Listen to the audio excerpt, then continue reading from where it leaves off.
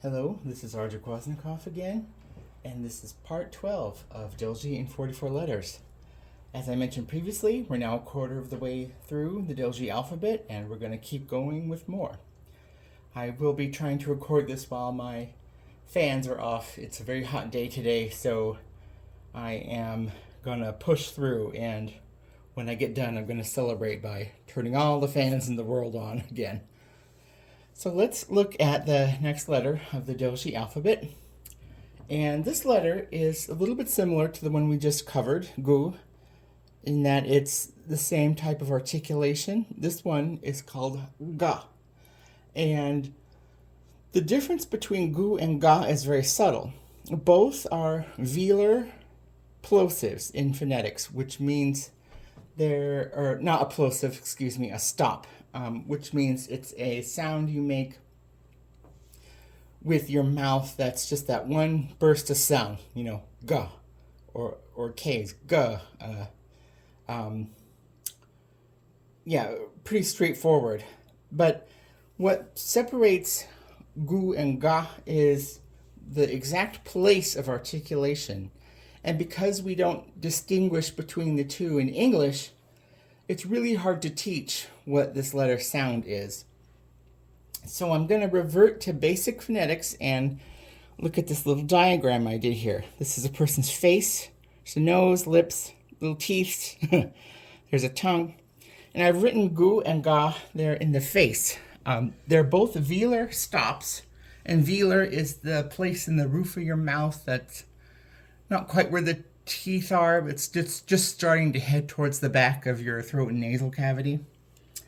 And ga is the G sound, but it's made with the back part, so it's called a back velar.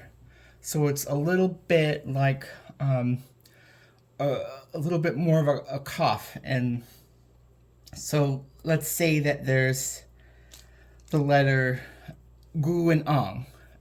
That's ga, ga. Now let's say there's ga and ang. That's ga, ga. And it almost sounds like you're trying to imitate a bird a little bit. And it does take some practice because unless you grew up speaking that language, it's really hard to tell. And what is actually pretty interesting about these letters and learning phonetics is when babies and children are very young, they hear all the sounds of human speech independently. And then right around close to the age of 1, like starting at 10 months, they start to figure out whatever language is being spoken to them.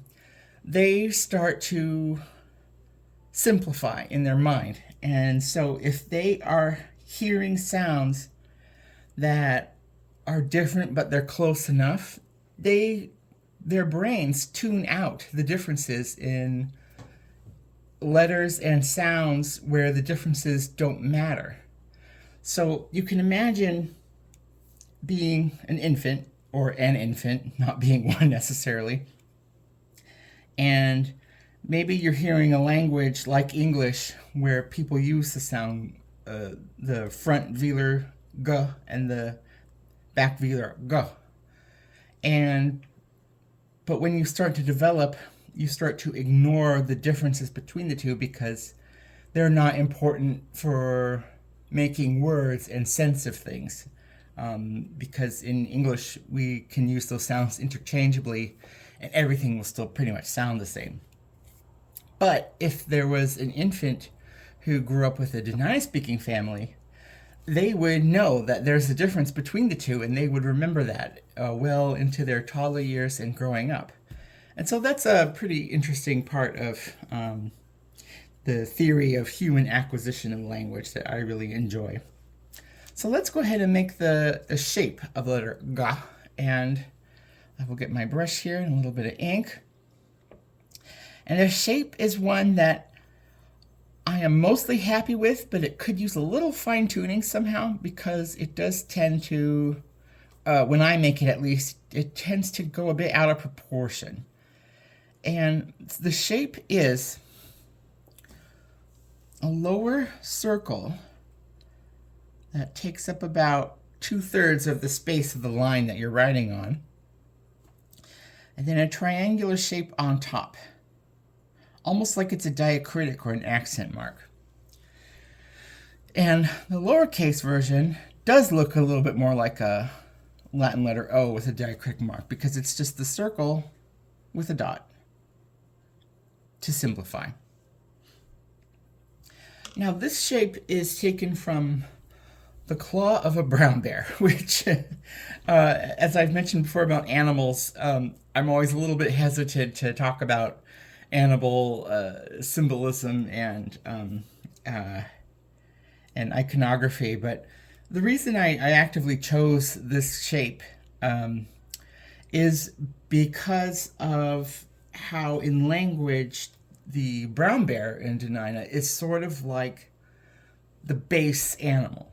Its literal translation has been recorded as the creature, and the letter ga, that name, comes from a brown bear, which is gaga. And because that utterance just is like an evocative sound that just means the animal, you can almost think of a bear or a brown bear in specific as like the default explanation of a living creature of the animal world who's not human. And so that gives you a really interesting insight into how the Dena'ina language is formed, and because it used the brown bear as this kind of a default term, and there's other variations of gaga to describe other animals, and the most well-known one, especially farther north of me, is called gogonye, which means the little version of a creature, and that means a raven. And so when you think about the word for brown bear, it's this baseline for the animal world and comparing things to the bear in names and conventions, and that makes sense to me because brown bears are dangerous. Of course, I mean, people still have problems with bears nowadays because of a real lack of insight and education on how to live in a place where there are as many bears as people, just about. And it really shows the dynamics of understanding how they're almost a mirror image of people in a way, because they are large, they take up space, and they're formidable, and they can hold their own against people, even still today. Maybe not in the sense of ecology and environmental awareness, but definitely in a physical sense. And so to try to help people remember ga and not g, I make this little character over here, which is called Lady Gaga. That's just to help remember the word for brown bear and the letter's name. And beyond that representation of the bear is also symbolic of what we might think of as the divine hand. The divine hand being things that are from an unknown origin, of the origination of things in the world around us. And one of the myths that I really like is the idea of a giant spirit bear, gaga, brown bear, who creates our local rivers using its claws. And I've drawn some rivers here with the shape of ga, like digging out a river.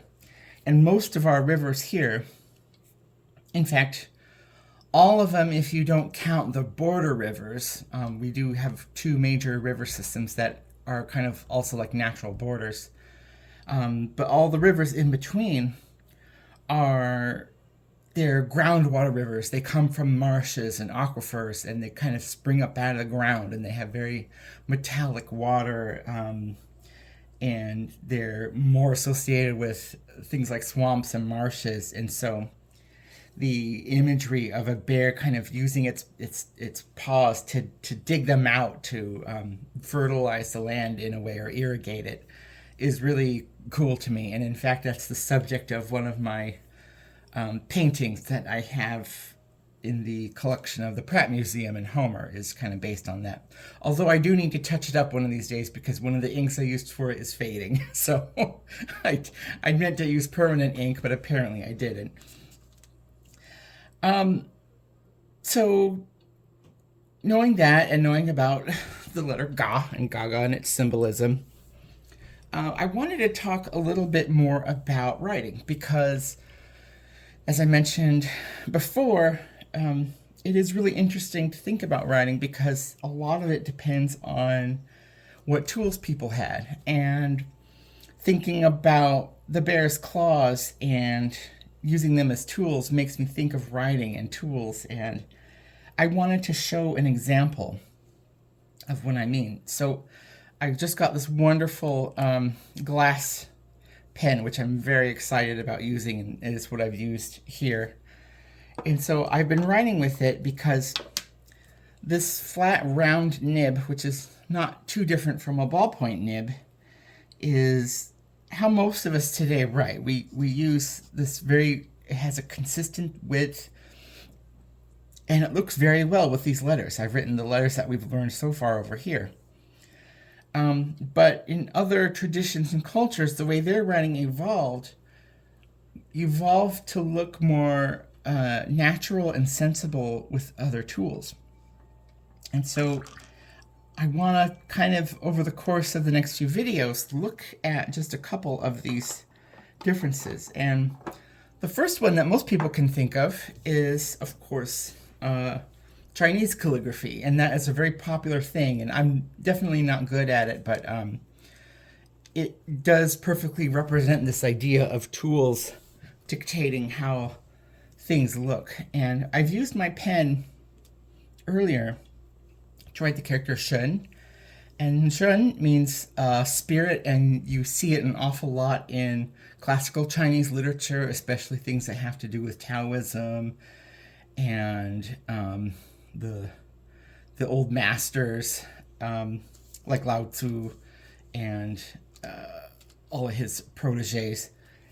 And the way that this Chinese characters evolved uses a brush. And so when we see them and their shapes and how they have the varying thicknesses of their lines, that comes from its use as a brush.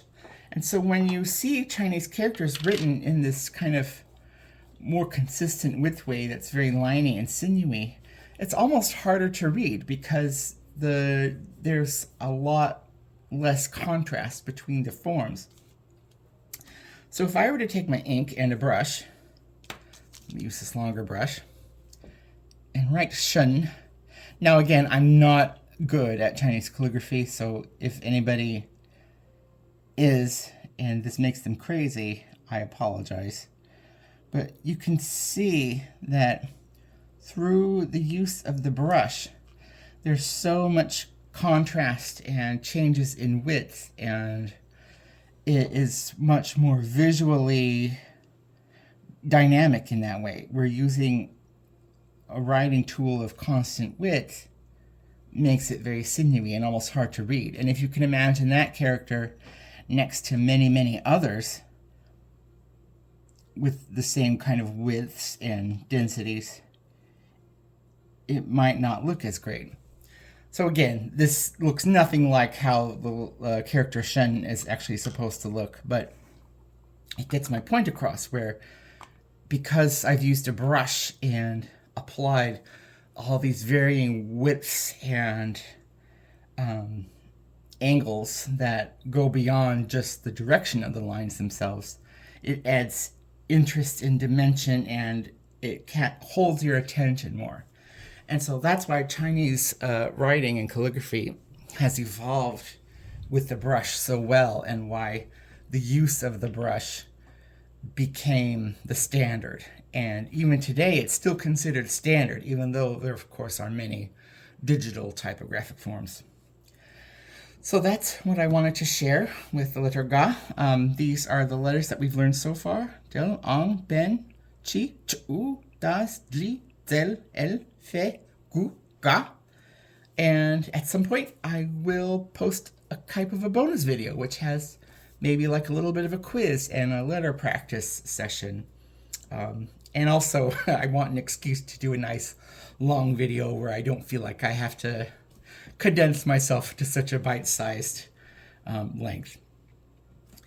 Well, in any event, I want to thank you very much for joining me, and I hope to see you in the next video.